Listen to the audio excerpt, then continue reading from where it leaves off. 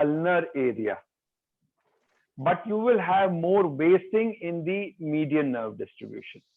Okay, so that is what helps you diagnose thoracic outlet. So again, pain is more on the medial aspect of the arm and forearm and hand, but you see more wasting in the median nerve distribution.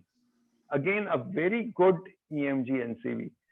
To share my experience, again, as far as thoracic outlet is concerned, I had a patient, a lady patient from area very nearby from Jabalpur, and she brought 2 EMG NCV, and both of them showing carpal tunnel. But the history was not matching.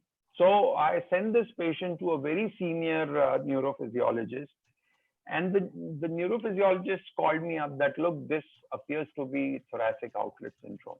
And then we investigated for thoracic outlet, and it did turn up that way. So you should be aware of this condition. I'll not discuss a lot about the vascular component. Now, coming to the orthopedic causes, again, this is perhaps one of the most common cause of arm pain that you will come across your clinic. That's frozen shoulder, where the patient complains of pain in the arm, shoulder, and upper arm. Here, the patient will have both active and passive restriction of shoulder motion. Now, by that, what I mean is, you know, if you ask him to lift, he will have pain. If you lift his hand, the patient will have pain. Now, just remember, passive restriction causing pain, you won't find in acute cervical disc, you won't find it in brachial neuritis, not in entrapment syndromes, okay? So if there is passive restriction of the shoulder motion, or if there is pain, suspect frozen shoulder, okay? Again, you may not have a lot of sensory or motor features. And also, most of these patients have a comorbid disease. It can be Parkinson's, diabetes, stroke, recent major trauma, hypothyroidism, etc., etc. So that is an important part of the presentation in such patients. Now, coming to the rarer cause or uncommon causes of arm pain, and we come across spinal tumors, both intradural, extramedullary, and intramedullary, and occasionally epidural tumors or infections can also present exclusively with arm pain. Okay, now in a case of spinal tumor, the patient generally complains of neck, back pain. As I've already mentioned, nocturnal pain is a telltale sign of any infection or tumor. You cannot miss that. It's a red flag that in all your patients of back pain, neck pain, spinal pathology, you cannot miss this history of nocturnal pain. Okay, that is the most important question you're going to ask your patients. Now, with spinal tumors, the pain in the upper limb may be unilateral or bilateral. It may or may not be associated with myelopathy. The patient may have bowel or bladder complaints. So the most important symptom would be radiculomyelopathy, with myelopathy symptoms more than the radicular symptoms. Now, if clinically, if the dermatomes in which he's pointing of pain or weakness is unusual, then clinically you can suspect more of spinal cord tumor. Okay.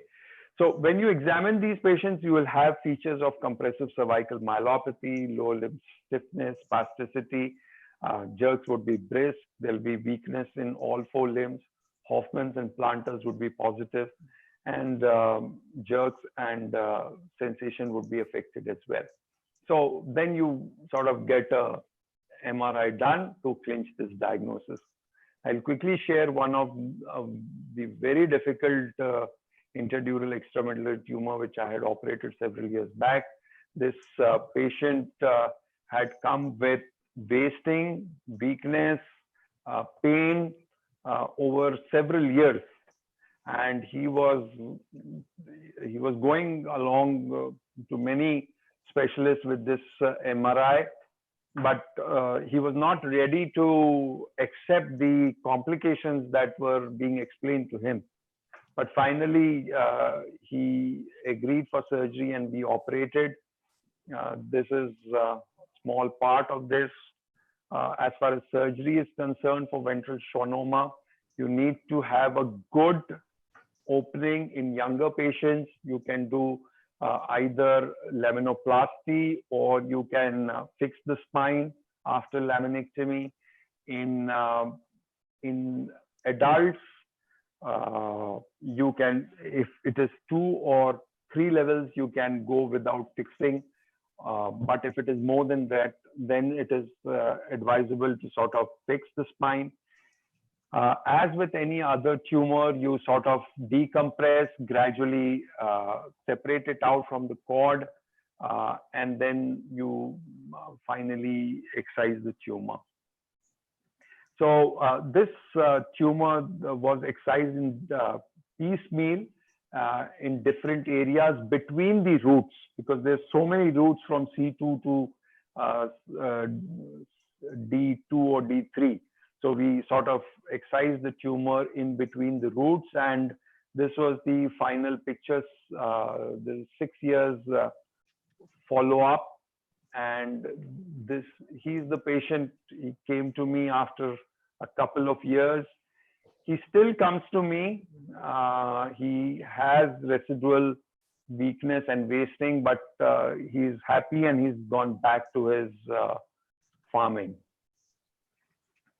So I would like to thank all of you for this patient hearing. I would again emphasize that diagnosing arm pain is a crucial and important aspect of your neurosurgical journey, and you should know about most of the diseases so that you can think laterally out of the box and not just focus on 1 or 2 diseases. Thank you once again. Okay, very good. Thank you. Thank you very much, Ashton. Let me just turn off this computer here because I'm getting feedback.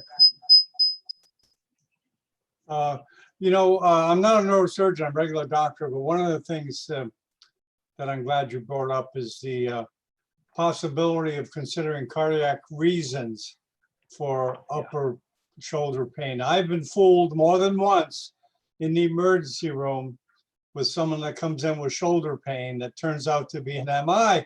It does happen, and it's especially even right arm shoulder pain. I've gotten fooled. Right shoulder pain because of phrenic nerve development embryologically, like you mentioned, and the right shoulder. That's certainly something you've got to keep in mind. So other than that, okay, we'll open it up for comments or questions.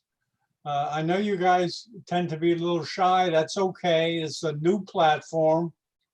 But to anybody that has questions or comments for Ashish, we'd appreciate it. So the floor is open.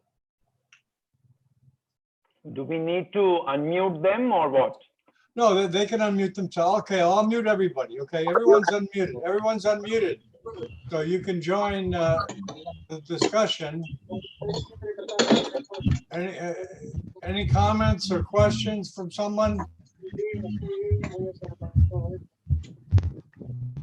You know, Ashish, that's part of the learning process of this platform. People, you know, need to get used to it. I'm just stopping our screen sharing here. Yeah, people become more comfortable. Justin, do you have any comments, or you want to introduce yourself?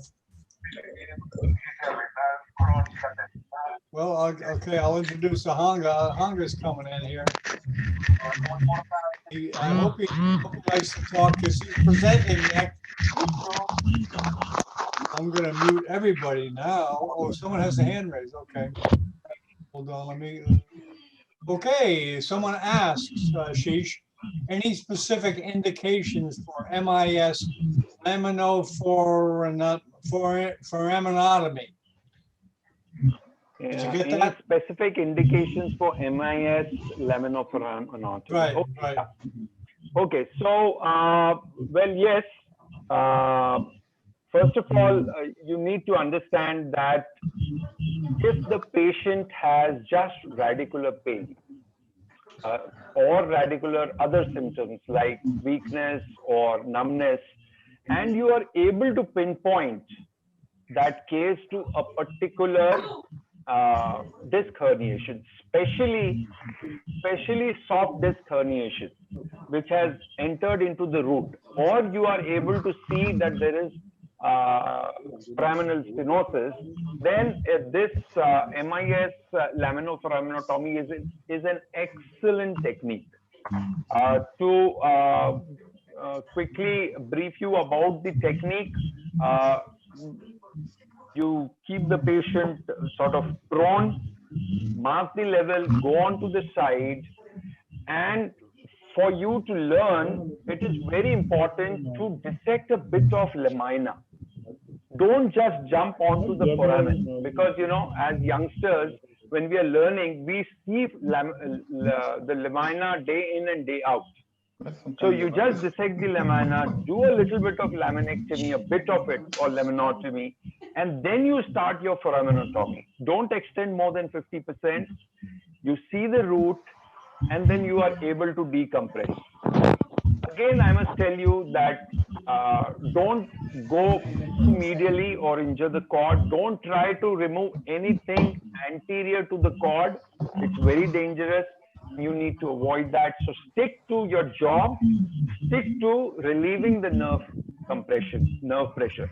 And I must tell you that even if you're missing a small disc, just by decompressing and enlarging the foramen, you will relieve the symptoms of the patient. Now, you've asked for MIS. By MIS, you can do it in 3 ways. 1, Gestando technique. 2, the tubular system. And 3rd, now the in thing, the pure endoscopic approach. So you can choose any one of them. The patients will do very well. Okay, more comments or questions from the panelists? Or even if you just want to introduce yourself to us. Does anybody want to introduce themselves? Yeah, Ninad is telling thank you. We are great, Ninad. I hope you've learned and liked this presentation as well. Well, it's certainly useful. Like I said, I was an ER doc, and it was useful to me because as a physician, no matter what kind of physician you are, you're going to be seeing right upper limb pain. And you've got to entertain all the thinking that you were talking about, differential diagnosis and be thorough. Because if you're thorough, you're not going to miss much. If you just make those things and are very thorough. Jose, you have something to say, or Justin? Perhaps not. That's okay. You don't have to. We don't want to put you on the spot. Okay, very good. Thank you very much, Ashish. I know it's late over in India and it's your night off probably, but you're welcome to stick around. Okay, we'll move on to the next broadcast with Larry. Is Larry here, Uhanga? Let's see, Larry's the next presenter. We're going to edit this out. Ashish, I had a terrible time, man. Okay, anybody here? Is Larry here, Ashish? Yeah, hi. Okay, Larry, are you there? The next presenter we're trying to get here. Ahanga, come and meet Ashish. Ahanga, he's a gentleman from Congo that's presenting next, we're trying to get the next speaker actually. Are you there, Ahanga?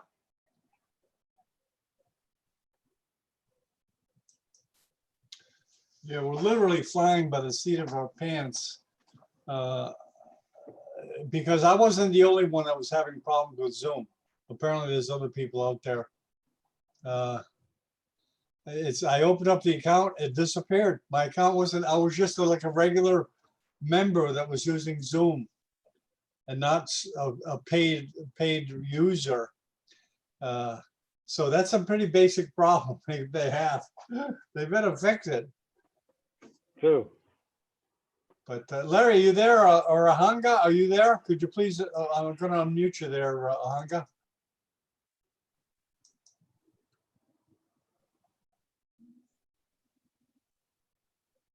Oh, okay. Oh, Larry's got, okay, so we're waiting for Larry.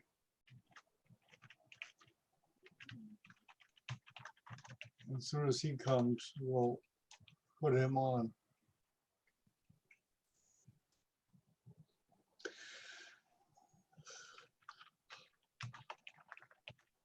So in the meanwhile, if there are any questions, even not related to this, the participants can question me. If I'll have an answer, I'll share.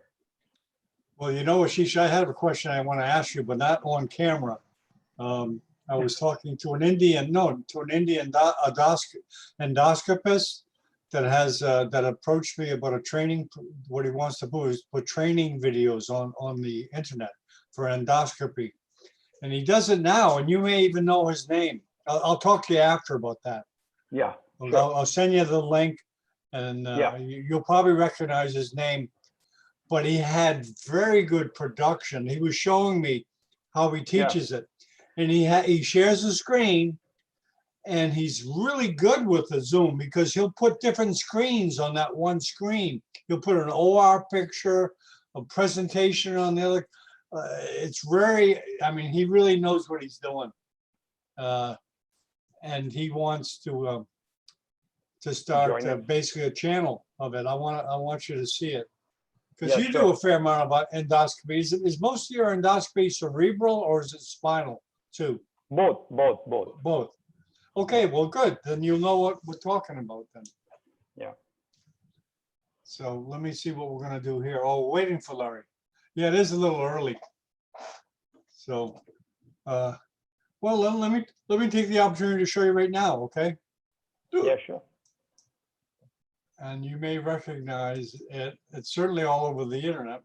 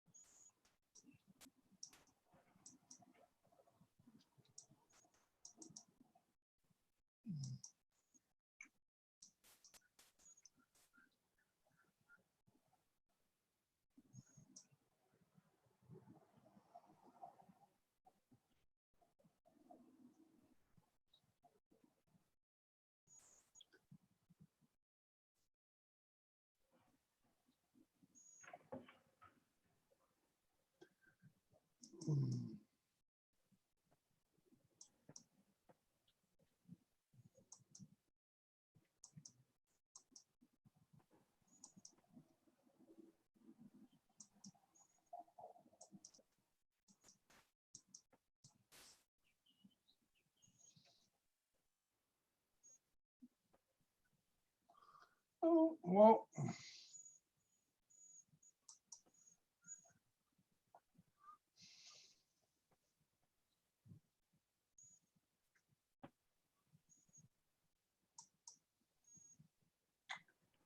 Yeah, okay.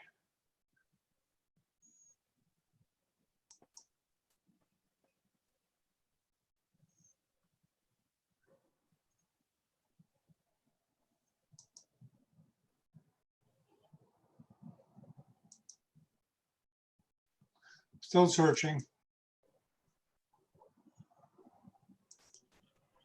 Maybe you can send it to me on Messenger. Yeah, I guess so. It's one of these people I interacted with, but I should have kept his name aside. Him.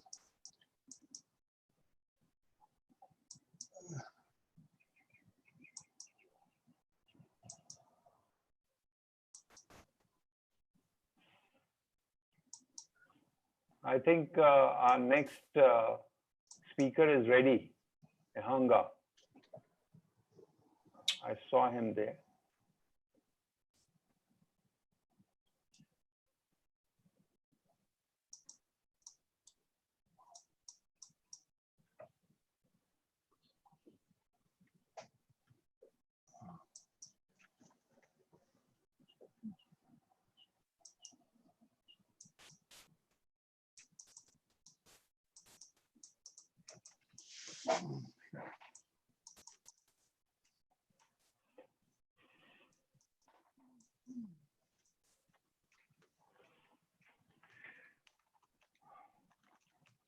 Okay, John, I'll catch you later on. Okay, I'll send you the link. I'm just going to hang here, Yeah. okay? Sure. Yeah, thank you. Thank you very much for hanging in there. Pleasure. Bye-bye. Okay, bye-bye.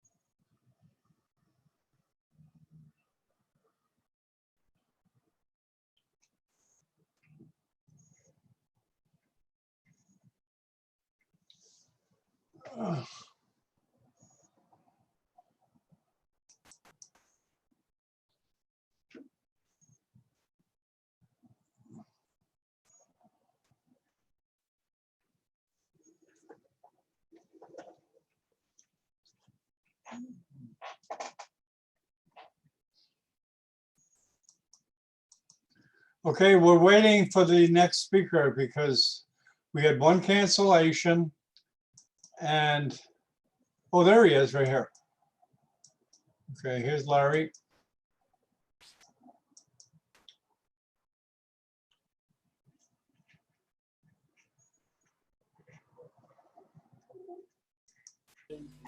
Hello, Larry. Hello, Mr. Bennett. Can you hear me okay? Yes, okay. How you doing, Larry? Yes, Yeah, I'm John Bennett. yes, You're presenting, right, Larry? yes. Okay, could you I'm put your ready. picture? I don't see your picture. Okay, my picture. Yeah, I want to meet you. Okay. Yes. No, I don't see your picture yet. You don't see my picture? Not yet. Wait. Go to the Yes. bottom. Go to the bottom. Now There you it's go. okay. There you go. There you go. See, now I can see you. You're Larry. Yes. Oh, Mr. Bennett. There we go. How you doing, Dr. Bennett? Okay. Do you know how to screen share? You want me to show you how to do it? Do you know how to Yes. share your screen for your PowerPoint? Yes, I know. Okay, can you show me? Show me that you know. Okay, show me. Because I haven't started recording yet.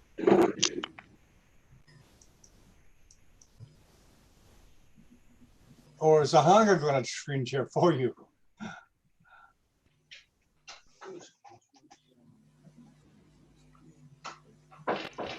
Okay, good. Let's see you try it. I do it. Okay.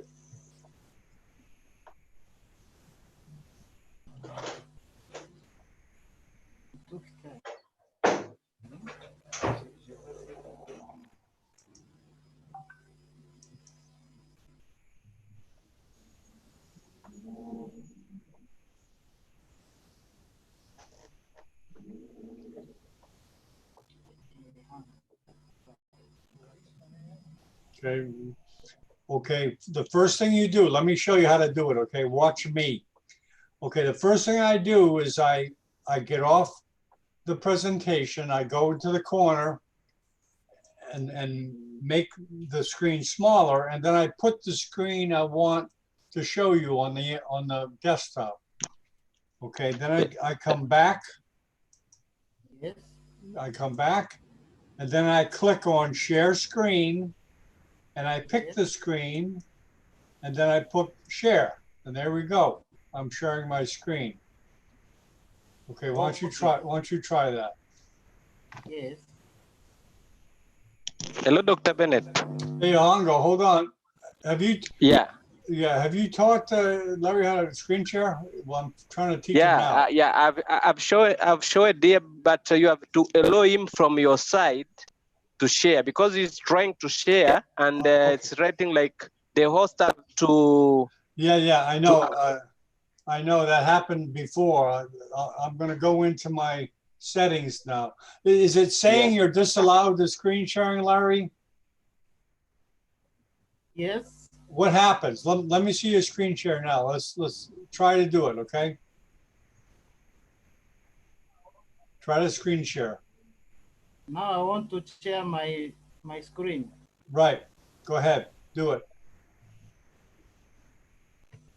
I enabled it already. It should be okay. Okay, try to share your screen.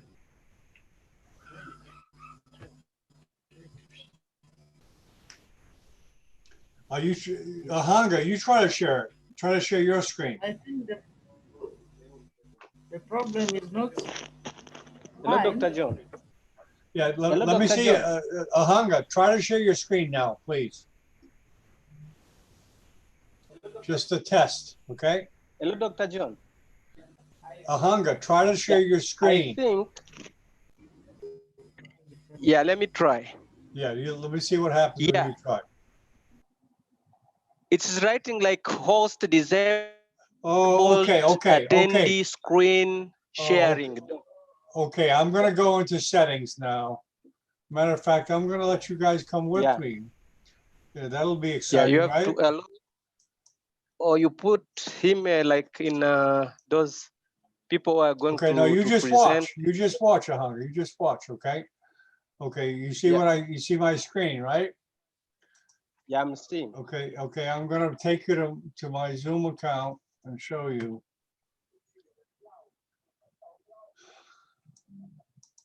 My account. Settings. You see the screen, right? Yeah, I'm seeing. Okay, now what? You see way down here. It says allow for Rico.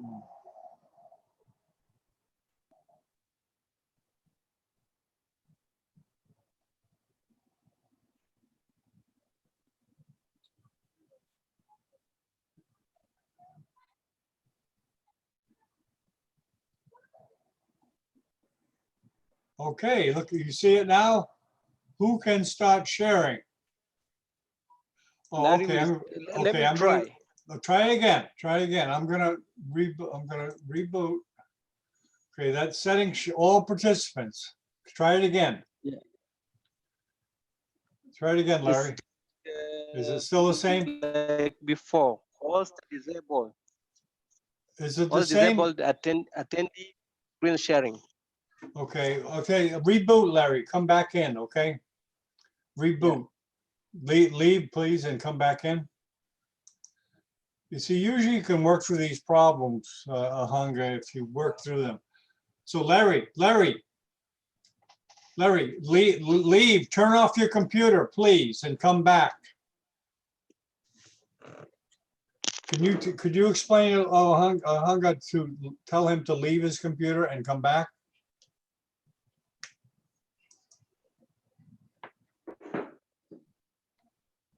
Hunga,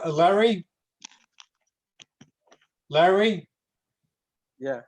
turn off your computer completely. Okay, I think he did it. I think he did it.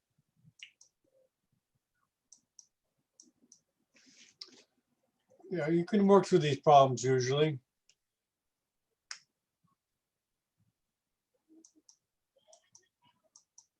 But you know what, Hello. Hunga, you learn through doing these things.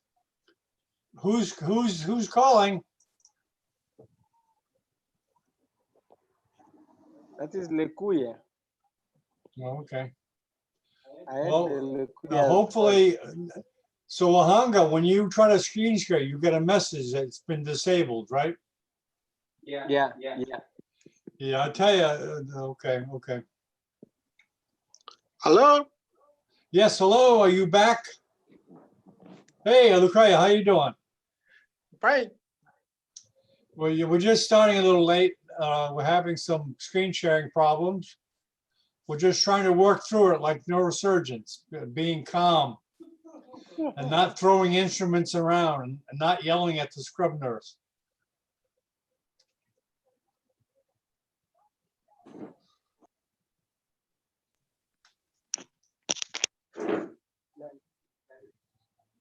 Okay, we're waiting for Larry to come back.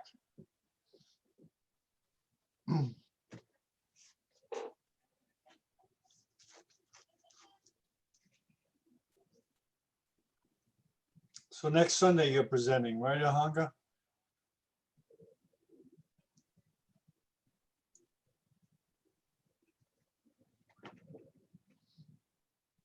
I hope Larry's coming back. Is it possible that you can send you the slides so that you may? Yeah, well, he can send them to me or you, whoever has a good internet connection. All right. Usually the PowerPoint's not a big file unless it has video. Do you know what I mean? Okay. Yeah.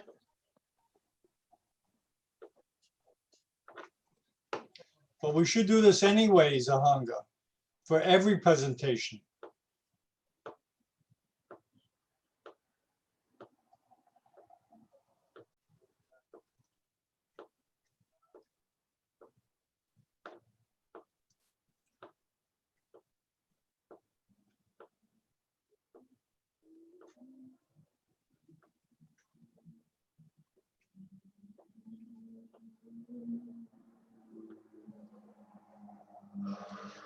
Okay, Larry's back. He has now connected. He wants you to join. Yep.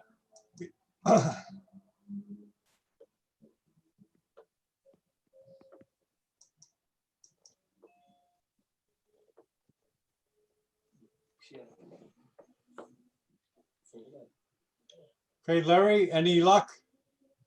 Yes. You're there, Larry, right? Try screen sharing now.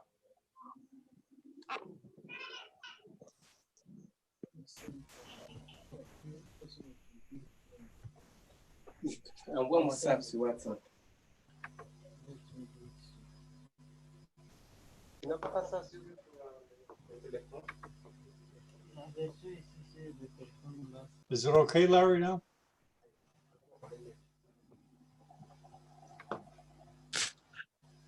Hello, John. Yeah, Larry, you trying it? Hold on, Lukaya, hold on. Larry, you trying it? Let me mute you. Let me share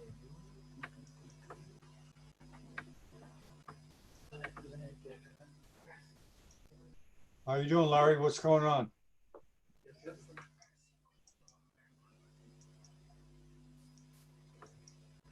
For the audience, we're trying to get the screen sharing going. Larry, how's it going? How's the screen sharing going?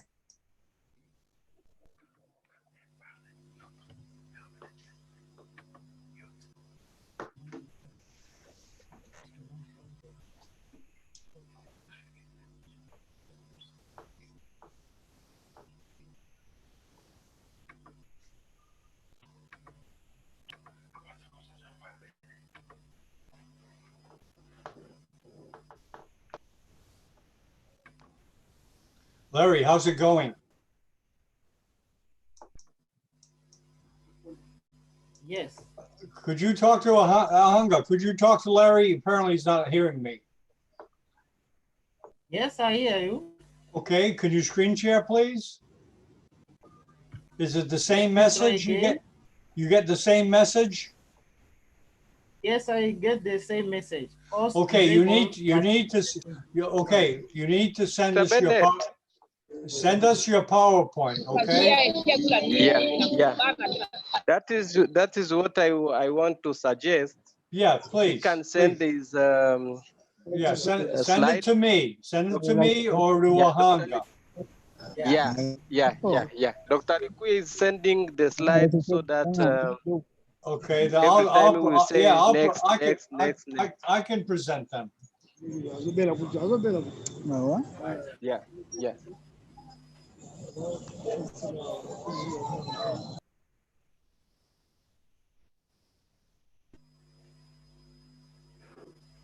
Okay, Larry, just send me, you got my email address? I'm gonna give you my email address, right?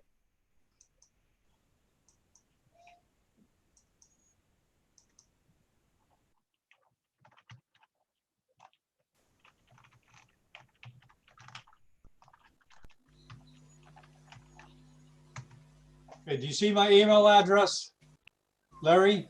yes. You see my email Yes, address? I saw. Okay, that's where you send it, okay? Dr. Likui has already sent it by WhatsApp. You can check your Okay, WhatsApp. Please, okay, Dr. WhatsApp Bennett. is fine. WhatsApp is fine. Let me check that. That's probably the best way to do it.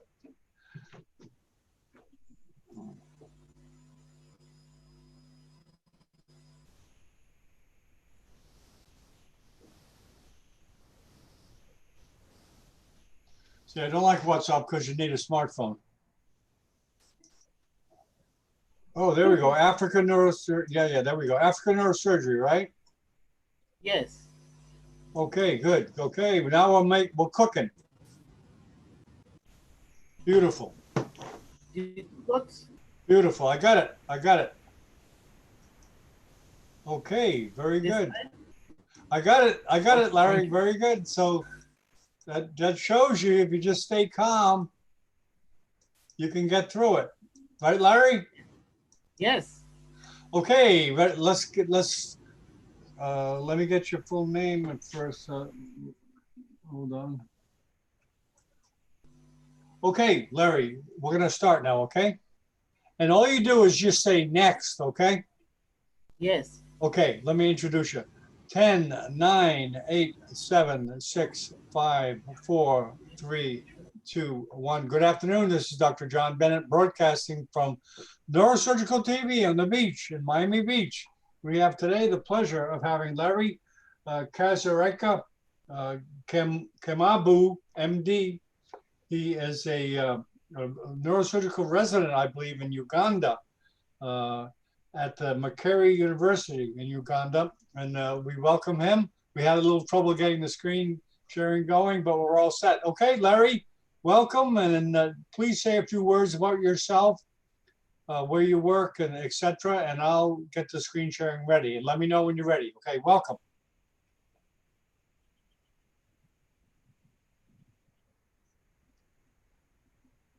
Oh, Larry, you there? Hello, Larry, are you there? Of all times, okay, I think we have a slowdown this internet. Just hang in there. Hopefully it'll unfree. Larry? Hello, can you hear me? Yes. Okay, please Very introduce yourself.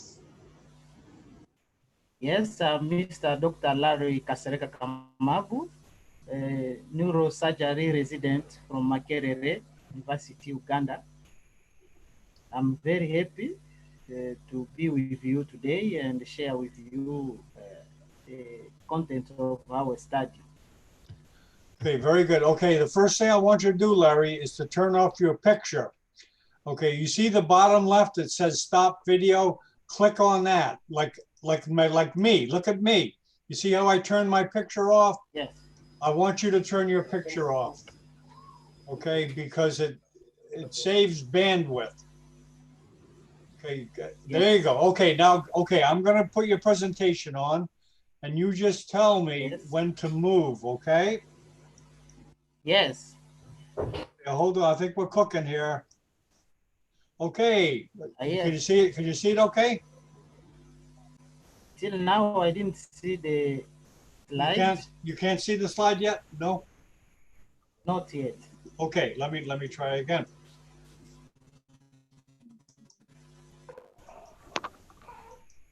You see now? Yes. Okay, Okay. very good. We want to talk with you to share our study. The stroke account from 10% of all cause mortality, as you can see. We are going to tell you next. Yeah, we are going to discuss together, show you what's happened in our country as a middle income country. First of all, the stroke is the third leading cause of death and the first cause of disability in our country. Next. Next. Yeah. The stroke constitutes 10% of case fatality, as you can see. First, next. Yeah. The majority of strokes is ischemic, and 8%,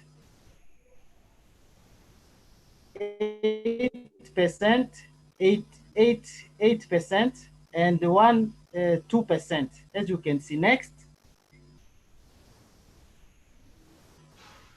What happened in DRC? We are going to share with you what happened in DRC. The stroke is really a focus, is a problem. The stroke related mortality in Butembo. Next, we want to share with you what happened in DRC, exactly in Butembo. The most important case of disability stroke. The stroke is really a problem in our country. The goal of our study is to show you the factor associated with mortality in Butembo. Next.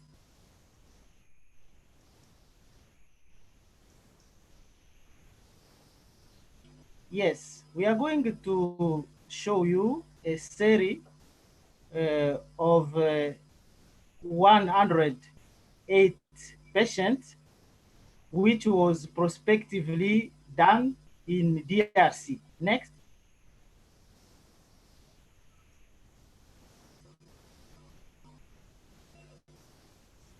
Next. Yeah, our population was include all patients with stroke. Next. And we exclude, next, the patient with a transition ischemic attack and those who absconded. Next. With multivariate analysis, we conduct to determine the significant predictors factor of mortality in our country. Next. Yes. The study included 108 patients admitted in our hospital. After the study, we found that the total mortality was 31.7% during 5 years, as you can see in the next table. Next.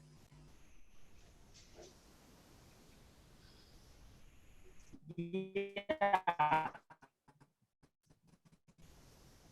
there is the situation which show us annual frequency of stroke mortality at Butembo and Katwa health zone.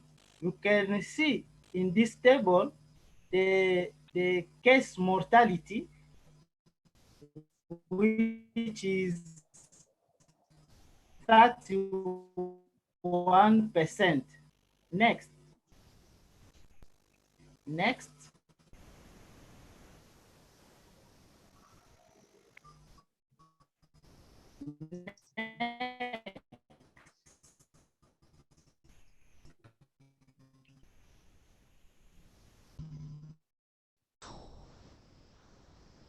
It's okay, Larry? Yes, this, we are sorry about this. Now the demographic, yes.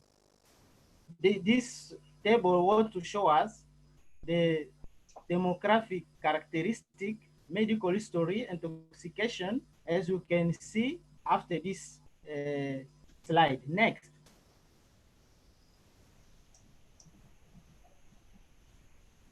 Yes, now what is the founding of our study?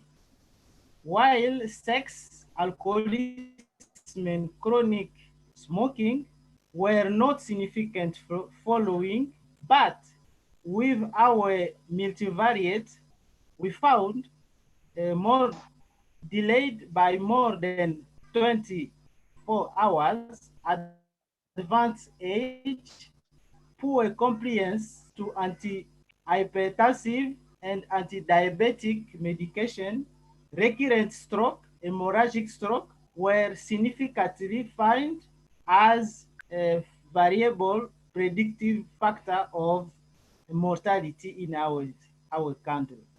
Next.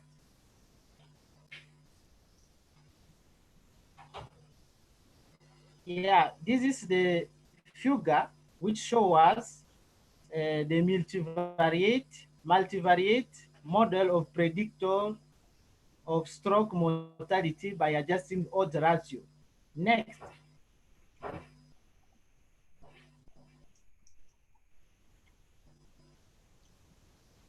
Now, what is now the conclusion of our study? First of all, we have found several factors significantly associated with advanced age, the poor compliance to anti-hypertensive and anti-diabetic medication, recurrent stroke, hemorrhagic stroke, as well as late management. But there is an urgent need to build an advanced capacity for improving the management of stroke patients in our region. Next. Stroke is really a common cause of mortality in Butembo. Prevention measures and efficient specialized care for stroke, especially targeting modified prognosis factor, can help to reduce really mortality significantly in Butembo. Next. Thank you for your listening, and we are now welcome some questions to try to explain more what we did to present. Okay, very good, Larry. Thank you very much. Was that your first presentation online? Thank you also, Mr. Bennett. Okay, very good. Okay, we're going to have, you know, this technology. Is this the first time you've presented on Zoom, Larry? It's not the first time, but for international program good. like this is the first time. Oh, okay, very good, very good. Okay, let me open it up to somebody that wants to make a remark or just say hello to Larry and me. The floor is open.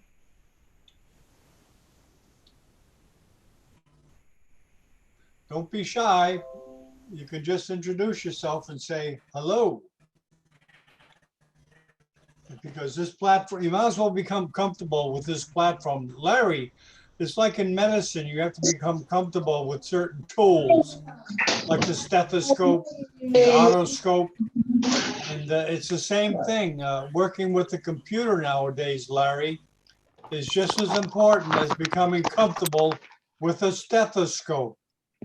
Hey, hello, Bennett. Hey, go ahead, Lukoya. Hey, really, I'm impressed to see this presentation of today. You know, as we said last time, Africa, we have challenge of doing research and editing what we are doing.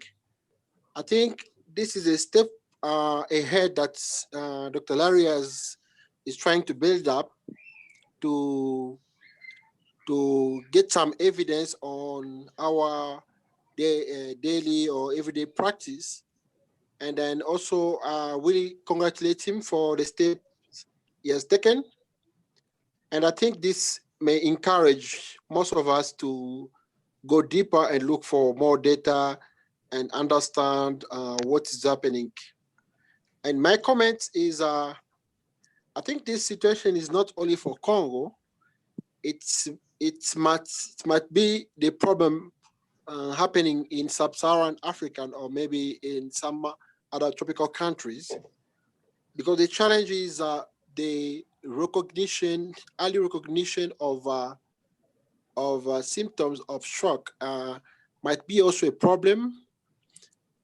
And then we know about the age, sex, and alcoholism, but most of the time is we need someone to recognize the early symptoms of stroke, because you know in Africa people still believe in. Of course, it has its way in traditional medicine, or there is a lot of belief that when you have patient with stroke, people will not really think of stroke at the first time. They may think of something else, and you delay. And then at this point, if it is an ischemic stroke and delaying intervention more than 4 hours, it might be something that we can't really get much later. And in the case of hemorrhagic stroke, there's so much to do in terms of intensive care management also. I think the data is telling us about the numbers, also about the mortality and factors that are really linked up to this mortality. I'm really happy to read this, seeing that the same thing that we know about age, non-compliance to hypertensive drugs, and non-compliance to anti-diabetic treatment, and those are the things that we can control. So we can maybe take those data and maybe bring it to some high level of decision, like maybe to assist the system or the patient to be compliant once they are known they are hypertensive and they are diabetic, and also they are elderly patient, they are more likely to stroke if they don't get their treatment. And this data also was talking about the some other factor like that we can control smoking, and then a recurrent stroke. I mean, if someone has already had a stroke, is more likely to die for the next stroke. So those are really good data for us to implement it in the practice. Of course, we can't change the age, but we can still control some other factors like smoking, like compliance to treatment. And once you have stroke or previous stroke, you are high risk of dying later. I think those data helps us to understand more about our system. Maybe we should build another network of thinking how to fill the gap. I know in sub-Saharan Africa, we are not like in the Western country, whereby we can have early intervention, early admissions, but we still have some other challenge, like reaching the hospital on time. There's a delay, maybe sometimes challenge of road, of ambulances, calling emergency line. So that those are the factors that we may improve and also try to reduce mortality. Of course, mortality is high everywhere, but we can still do much with little we have, and maybe advocating more about intensive care units and other modalities like neurosurgery, who can do some intervention in terms of decompression or in terms of draining any increase any collection of in the ventricle or whatever we may have. I think that's my contribution for that question. Thank you. Thank you very much, Lukaya. And you know, one thing that he mentioned was education. I mean, there's no part of medicine that's more important than education than in stroke. No, all over the world, not just Africa. Now you mentioned things that you can control. One thing that we can control as physicians is education of patients. You know, we can explain the importance of keeping the blood pressure under control. Now, of course, in the Black population, hypertension is very high, and it's a risk factor for all Blacks across the world. So certainly in Africa, we've got to educate the patients on the importance of controlling your blood pressure, because strokes just don't happen after 20 years. Generally, the patient does not take care of their blood pressure, does not even know what it is, and the damage is being caused for years of untreated hypertension, which can be controlled by medication or diet or both. And so certainly as physicians, we may, like Lukaya mentioned, we may not have access to thrombolytics and getting to the patient to the hospital in 4 hours. However, we have years where we can take the blood pressure. If the patient has blood pressure out of control, we can try to control it and have the patient come back. And that is not an expensive thing to do, is to follow up with the patient and take their blood pressure. If it's high, you know, institute diet. If that doesn't work, lose weight. If that doesn't work, medication. And to monitor it so that it stays under control, so it doesn't cause damage. So when the person has a stroke years down the road, there's lots of damage already done to the arteries. You know, hypertension, the way it causes problems in a patient, if it stays high, it makes your cerebral arteries hard, sclerotic, okay? And that's not caused overnight. That's from having years of uncontrolled hypertension. And that's why, Larry, it's good for you to give talks like this to bring attention to education amongst not only patients, but physicians. And that's all I have to say about that.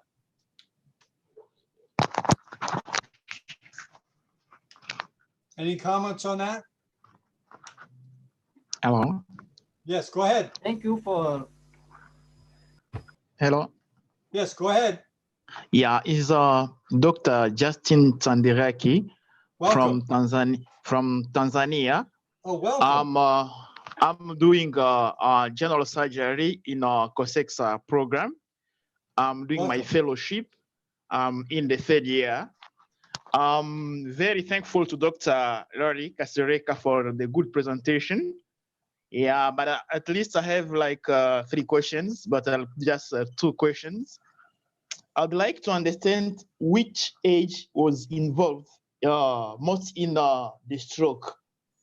That is the first question.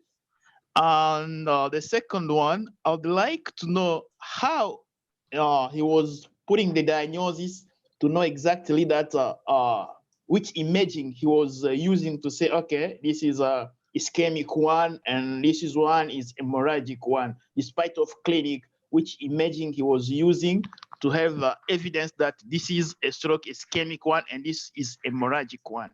Thank you. Thank you for the question, Doctor, from Tanzania. Yes, the most age which was affected by stroke was the age up to 75 here. It was really associated with the high risk of mortality.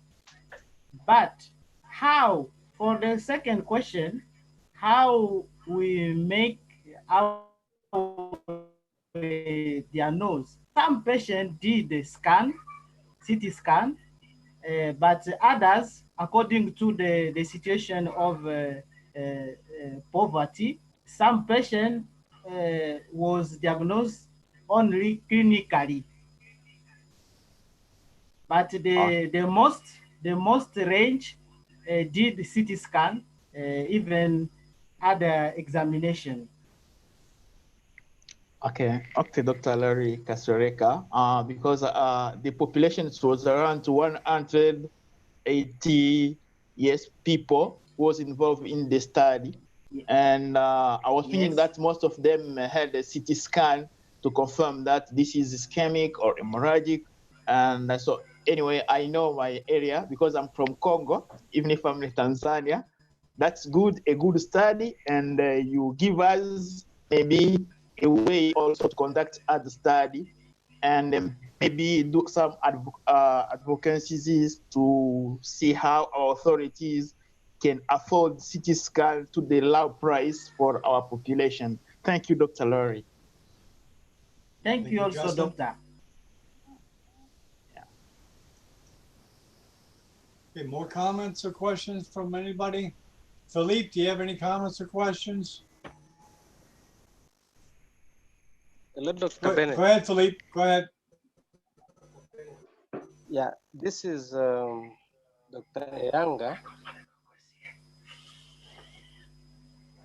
Hello, Dr. Bennett. Yeah, go ahead, Laurie. Yeah. Oh, Hanga. Go ahead, Hanga. Yeah, this is Eyanga. And this is for me an opportunity to thank Dr. Larry for this study. And according to the questions from Dr. Justin, I would like to comment a little bit about which patient had their CT scan done and others will not, according to the presentation from Dr. Justin. Yeah, in our region, like the region in which this study was done, you can find some places there is no CT scan device, there is no imaging devices, but patients are there, problems are there. So in those places, our colleagues who are working in those places are usually using clinical features to treat their patient. In some places, they have CT scan working, and in other places, they don't have. So thank you so much to Dr. Larry for this study, and it is giving us it's like creating a need in us to push forward such studies and in studying what is really the problem. Is there a problem of education? Is there a problem of a training, or a problem of devices? So this study is like showing us the problem on clinical aspect and also training aspect.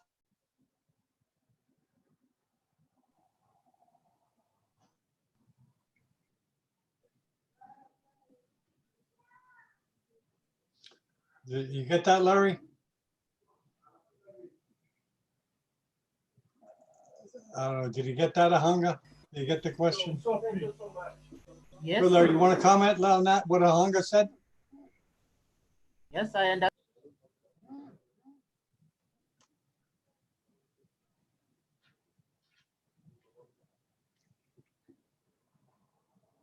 Did you get that, Larry? I'm not sure if you got that. Yes. This study is like a nice bag, which shows us the problem of our country, of region, our region.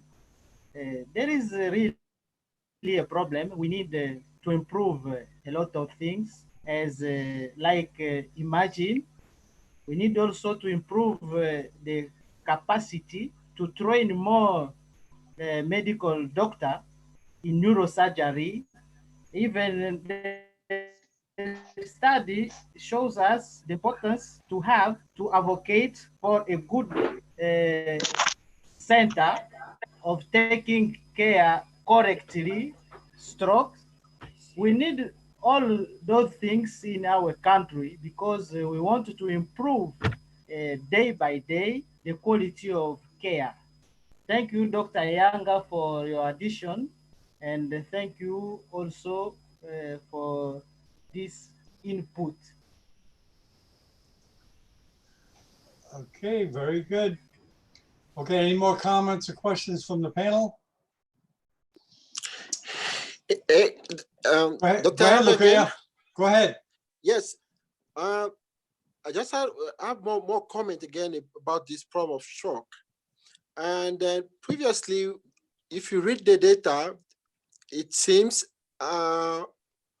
African population, they had almost no hypertension before. I don't know those data if they are true. It is reported that there was no record of hypertension before 1960, something like this. I don't know if it was just because there were no studies. They weren't taking the blood pressure. Yeah, they were not taking, maybe that's true. But of course, people also found that it is because of the lifestyle.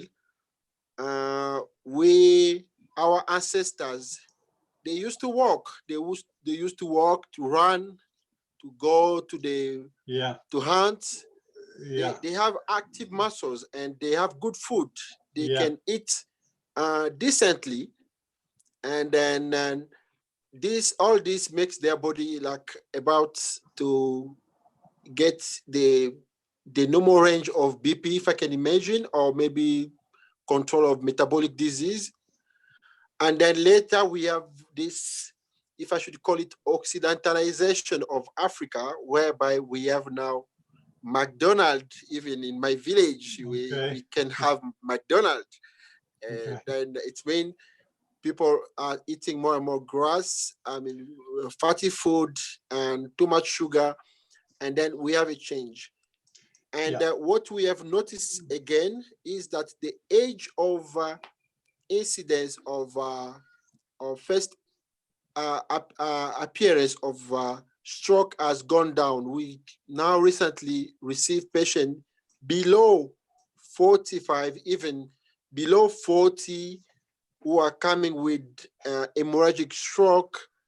And data has suggested that there was also contribution of the HIV, which tried to make kind of vascularitis and then making vessels a bit more prone to develop stroke.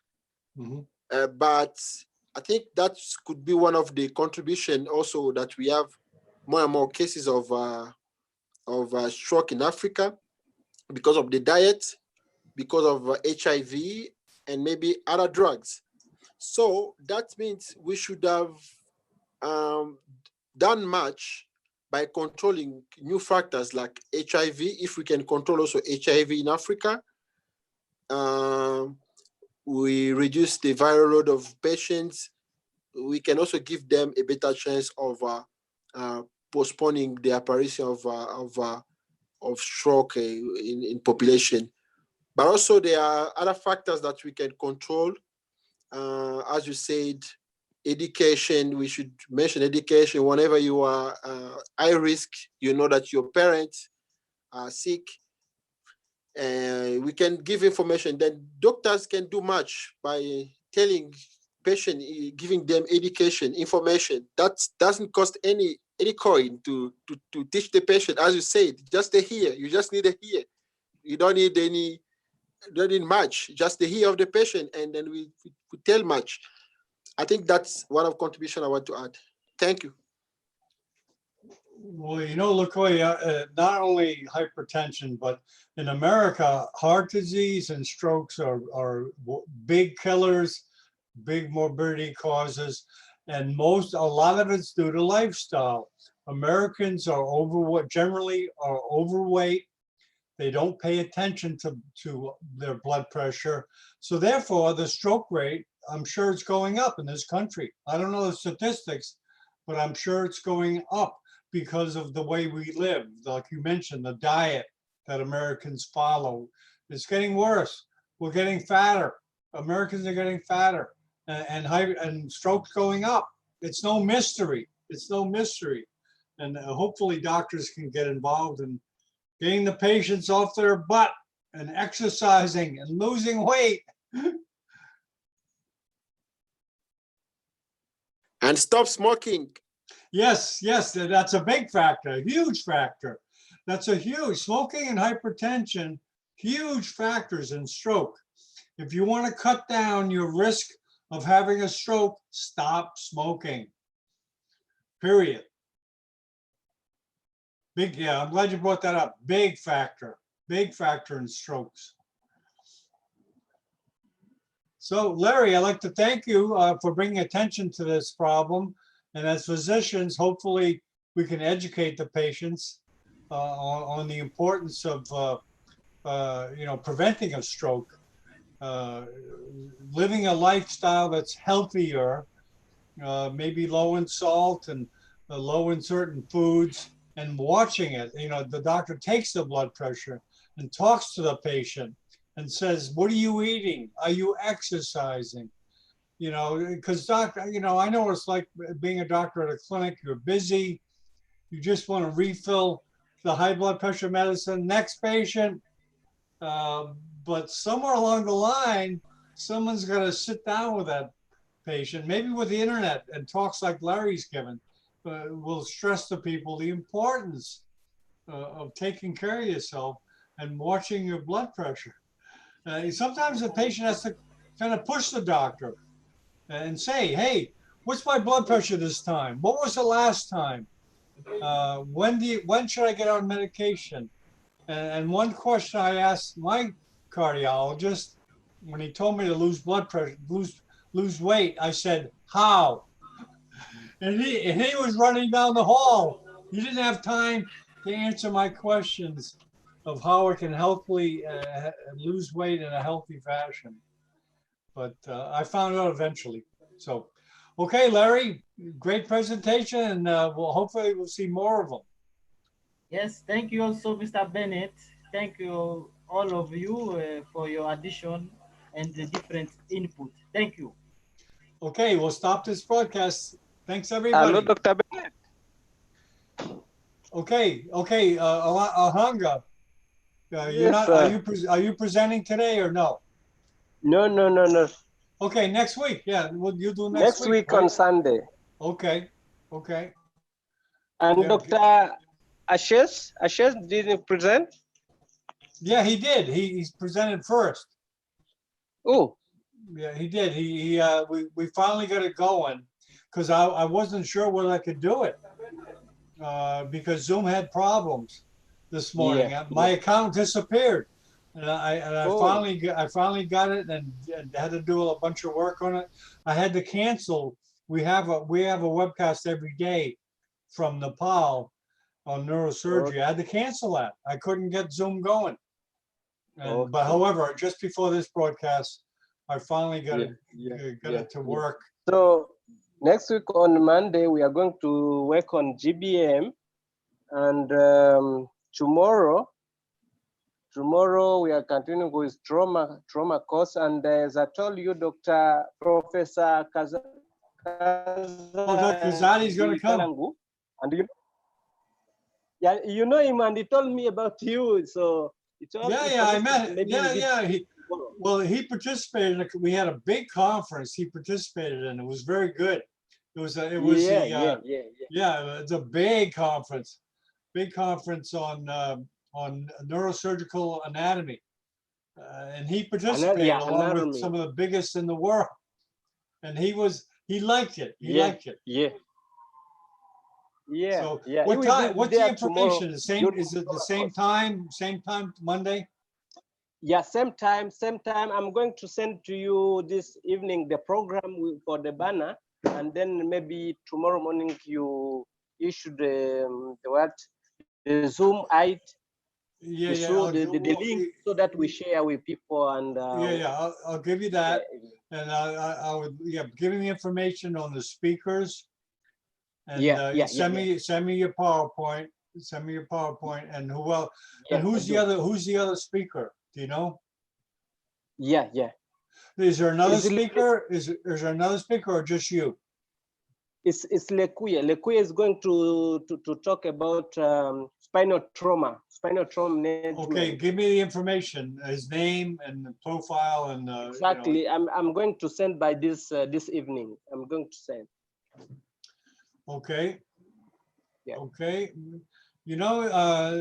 Zoom. I'm like a neurosurgeon with Zoom. I've got to get to know it. It gets sick sometimes. I've got to try to fix it. Yeah, exactly. Yeah, it's if you stay at it, usually you can figure it out. Because I'm not a technician. I'm like everyone else. I'm just learning this program. But they're having some issues, but you just try to work through it. That's all. It's like any tool in neurosurgery. You're going to have drills that don't work. You're going to have screws. You're going to have equipment that doesn't work. And what are you going to do? You got to figure out a way. As a neurosurgeon, your equipment is part of your job, because when you show up at the OR, guess who's the guy that's responsible for everything? You. And if the drill doesn't work, it's your fault. It's your fault, because you're going to make sure you got all the equipment that's ready in the OR. You're going to make sure any devices that you need, clips or whatever to do your surgery, are ready, because the nurses are going to do it. Another doctor's not going to do it. You're going to do it. You're going to be the one that says, nurse, is my equipment ready for tomorrow's operation? And if it isn't, you got to get it. As a neurosurgeon, you're going to take care of equipment. You're going to be responsible for you can't really say, oh, let them take care of it.